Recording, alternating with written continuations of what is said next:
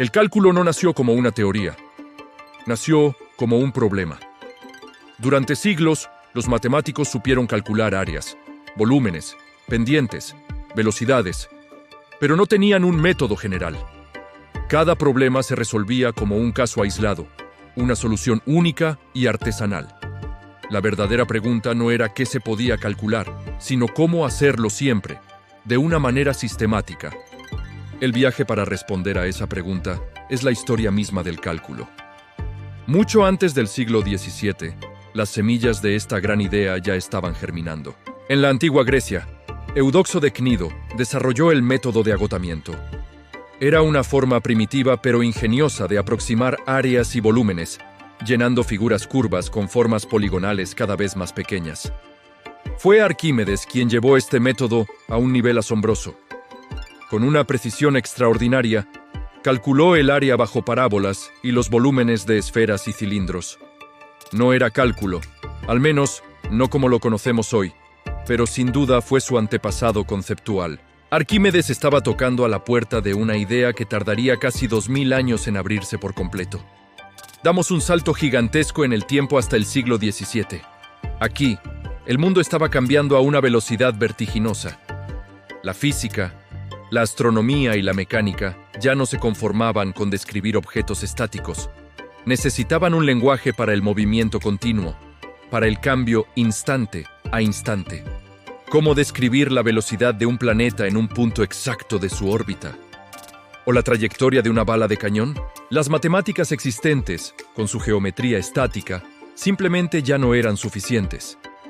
El mundo necesitaba una matemática del cambio, y la necesidad es la madre de toda invención.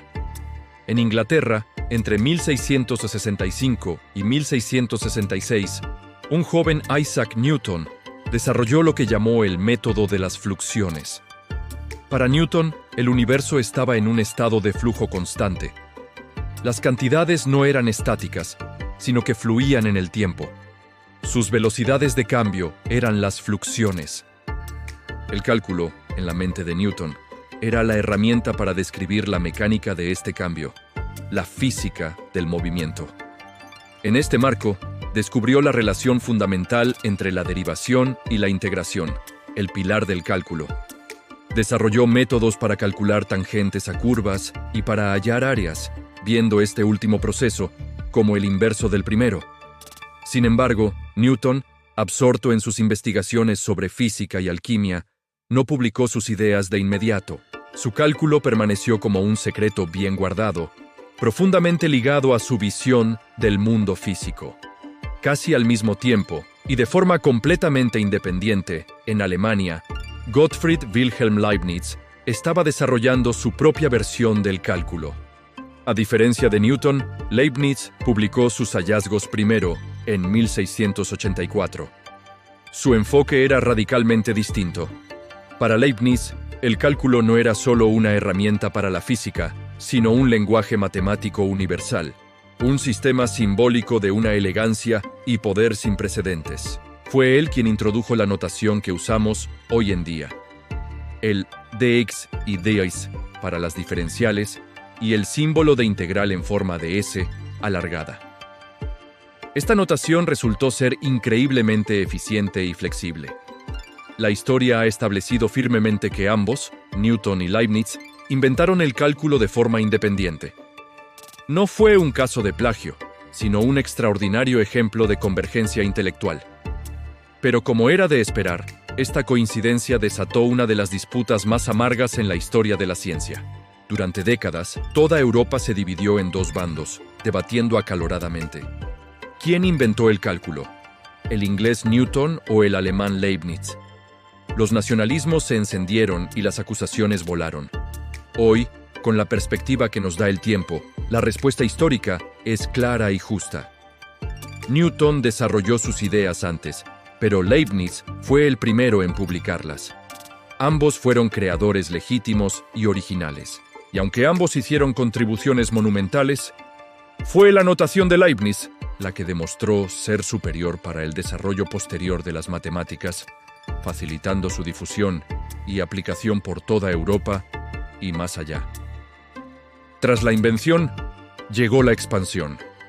En Suiza, la increíble familia Bernoulli tomó el cálculo de Newton y Leibniz y lo convirtió en una máquina de precisión para resolver problemas. Jacob Bernoulli lo aplicó al estudio de curvas complejas, como la catenaria o la espiral logarítmica. Trabajó con series infinitas y sentó las bases de una nueva disciplina, el cálculo de variaciones. Su hermano menor, Johann Bernoulli, fue quizás uno de los mayores propagandistas del cálculo en toda la historia.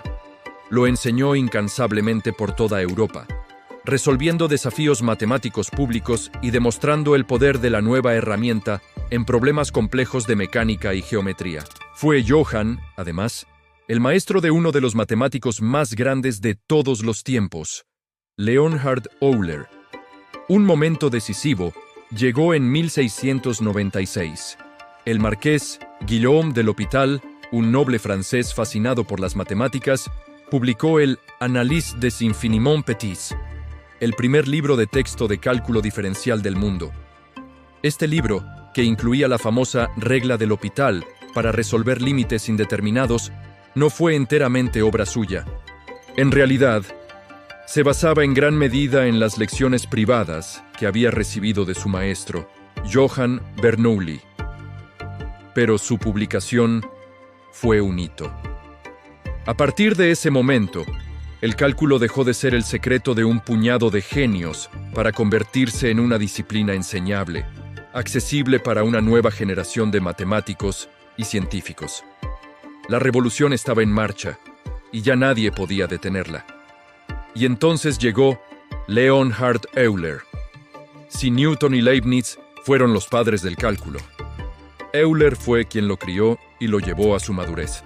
Con una productividad casi sobrehumana, Euler le dio al cálculo la forma moderna que reconocemos hoy. Sistematizó y estandarizó la notación, introduciendo símbolos como E, I y la letra griega pi. Conectó de manera magistral el cálculo con la trigonometría y las funciones exponenciales a través de su famosa fórmula. Fue él quien popularizó el concepto de función como el objeto central del análisis matemático, y aplicó el cálculo a prácticamente todos los campos de la ciencia, desde la mecánica de fluidos y la ingeniería hasta la astronomía y la teoría musical. Gran parte del cálculo que se enseña hoy en preparatorias y universidades todavía usa el lenguaje y las ideas de Euler. Pero a pesar de su increíble éxito práctico, el cálculo original tenía un problema. Funcionaba, pero nadie sabía exactamente por qué. Se basaba en ideas intuitivas sobre infinitesimales, cantidades infinitamente pequeñas que a veces se trataban como cero y a veces no. Esta falta de rigor preocupaba a muchos matemáticos.